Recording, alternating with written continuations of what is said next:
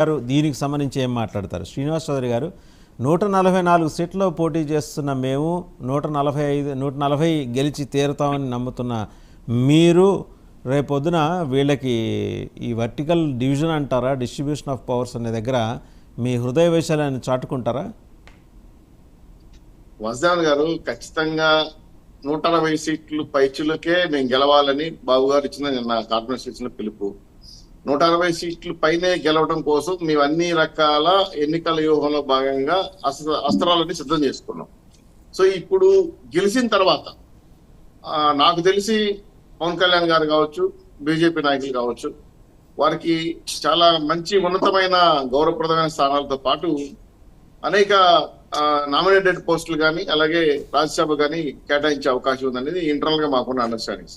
ఎందుకంటే పవన్ కళ్యాణ్ గారు రాష్ట్రం కోసం చేసిన అనేక విలువైన కార్యక్రమాలన్నీ కూడా పరిగణలో తీసుకొని రాష్ట్రంలో వాళ్ళకి ఉన్నటువంటి గౌరవాన్ని తగ్గించకుండా ఇద్దరికి, బీజేపీ జనసేన మిత్రులిద్దరికి కూడా అన్ని రకాల వర్టికల్ పవర్ డిస్ట్రిబ్యూషన్ పైన చాలా డిస్కస్ జరుగుతూ ఉంది.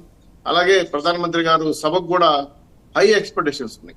ఈరోజు చూడండి, రాష్ట్రంలో మద్యం ఫ్రీగా దొరకాలంటే రాష్ట్రంలో సోర్సెస్ ఉంది సార్, అది మీరు గమనించారో నాకు గుర్తులేదు. ఈ రాష్ట్రంలో మద్యం ఫ్రీగా దొరుకుతుంది. ఎలా దొరుకుతుందంటే సిద్ధం సభకి వెళ్తే దొరుకుతుంది. మద్యం ఫ్రీ ఇన్ ఆంధ్ర ఎక్కడ దొరుకుతుందంటే సిద్ధం సభకి వెళ్తే దొరుకుతుంది. నేను పవర్ డిస్ట్రిబ్యూషన్ గురించి మాట్లాడుతున్నాను సార్, మీరు మద్యం గురించి మాట్లాడుతున్నారు.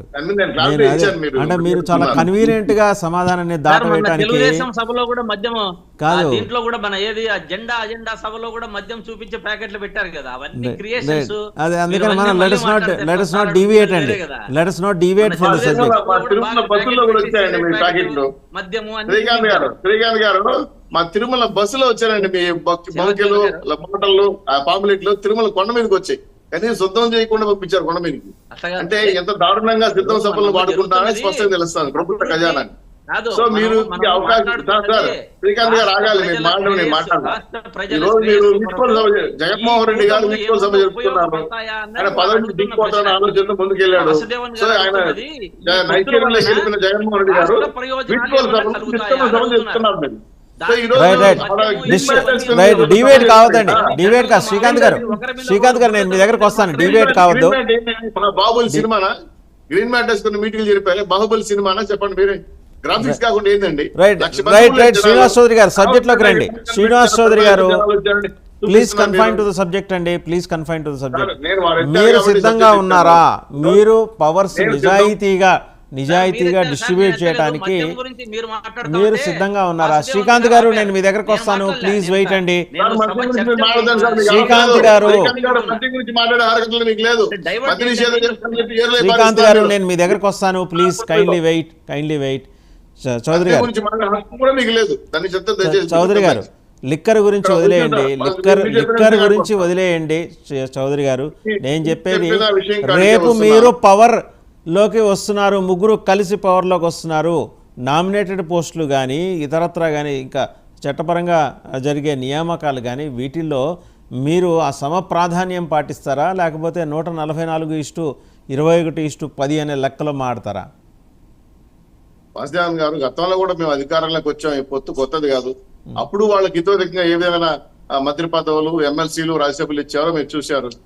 జనసేన మిత్రులు కూడా ఆ రోజు అడిగారు, కానీ వాళ్ళు ఒకటే కోరుకున్నారు, అది ఇచ్చేసారు, కామ్ అయిపోయారు.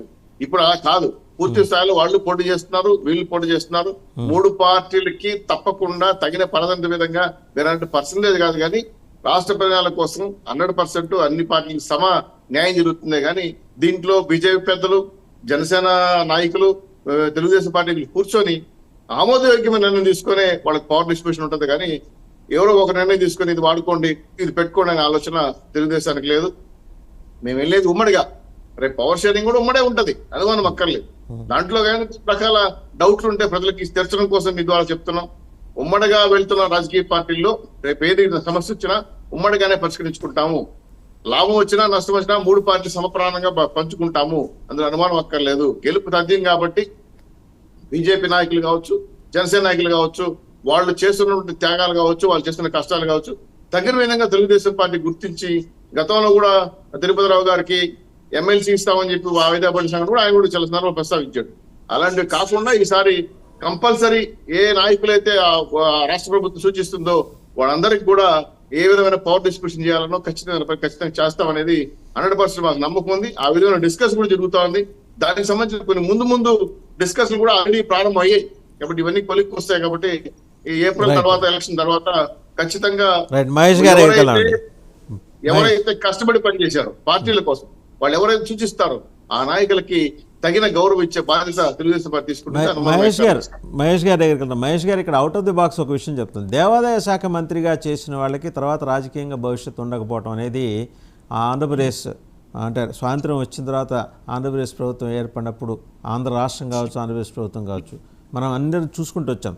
ఎవరు ఆ పోర్ట్ఫోలియో నిర్వహిస్తారో వాళ్ళకి తర్వాత పొలిటికల్గా ఎటువంటి ఫ్యూచర్ లేకపోవటం, అదేదో ఆ పోర్ట్ఫోలియో మీకోసం సిద్ధంగా ఉంచారు తెలుగుదేశం వాళ్ళని ప్రచారం చేస్తున్నారు. నేనైతే నమ్మట్లేదు. కానీ నాకు తెలిసి ఒక మినహాయింపు ఉంది దాంట్లో. ఒక్క పివి నరసింహారావు గారు మాత్రమే దేవాదాయ శాఖ మంత్రిగా చేసి ప్రధానమంత్రి దాకా వెళ్ళారు. మిగిలిన ఎవరు మిగిలిన వాళ్ళు అక్కడే ఆగిపోయారు.